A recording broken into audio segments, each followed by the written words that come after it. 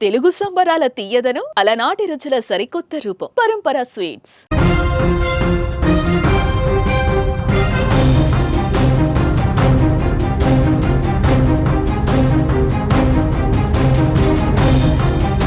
విశాఖలో గర్భిణీ హత్య వెనుక సంచలన నిజాలు బయటకొస్తున్నాయి.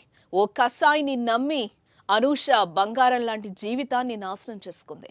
ప్రేమ పేరుతో దగ్గరై పెళ్లి చేసుకున్న జ్ఞానేశ్వర్ నిజ స్వరూపాన్ని అర్థం చేసుకోలేక అనూష దారుణ హత్యకు గురైంది.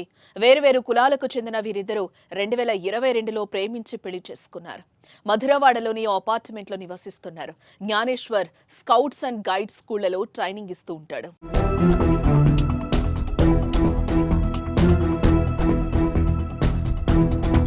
రెండు ఫాస్ట్ ఫుడ్ సెంటర్స్ కూడా నడుపుతున్నట్టుగా సమాచారం. అయితే జ్ఞానేశ్వర్ అనూషతో పెళ్లి విషయాన్ని ఇప్పటి వరకు తన ఇంట్లో చెప్పనే లేదు. అనూషకు తన అమ్మా నాన్నను పరిచయమూ లేదు. దువాడకు చెందిన జ్ఞానేశ్వర్ ఏదో ఉద్యోగం చేస్తున్నట్టు వారిని నమ్మించి మధురవాడలో అనూషతో ఉంటున్నాడు. ఈ క్రమంలోనే నమ్మి వచ్చిన అనూషను వదిలించుకోవాలని కొన్ని రోజులుగా భావిస్తున్నాడు. ఓసారి తనకు క్యాన్సర్ వచ్చిందని విడాకులు తీసుకుని వేరే పెళ్లి చేసుకోవాలని భార్యను మోసగించే ప్రయత్నం చేశాడు. కానీ అందుకు ఆమె ఒప్పుకోలేదు.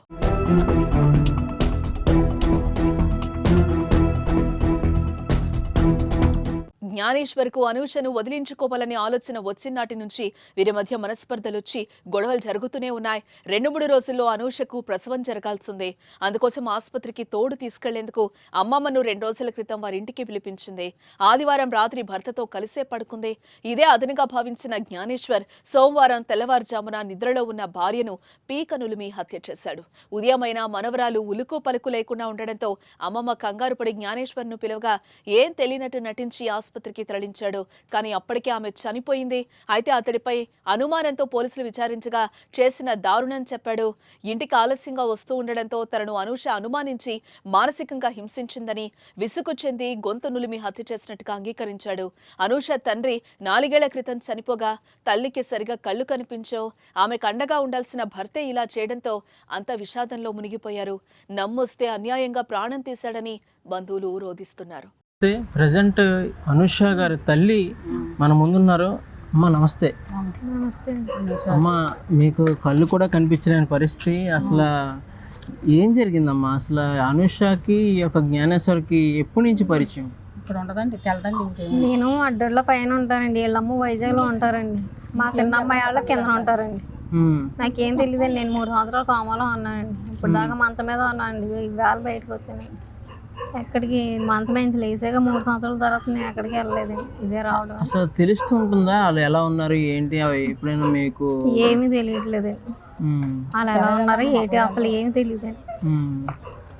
ఆ చిన్న పాప వాళ్ళ కింద ఉంటున్నారు కానీ ఎక్కడికి వెళ్తున్నారో ఎక్కడ ఉంటున్నారో కూడా తెలియదండి. అనూష యొక్క బాగోగాలని ఎవరు చూసేవారండి? వాళ్ళ డాడీ ఉండేవారండి. అన్నీ ఆయనే చూసుకునేవాడు. అయితే వాళ్ళ డాడీ కూడా మన చచ్చిపోయారు. 2 సంవత్సరాలు అయిపోతుందని చచ్చిపోయారు.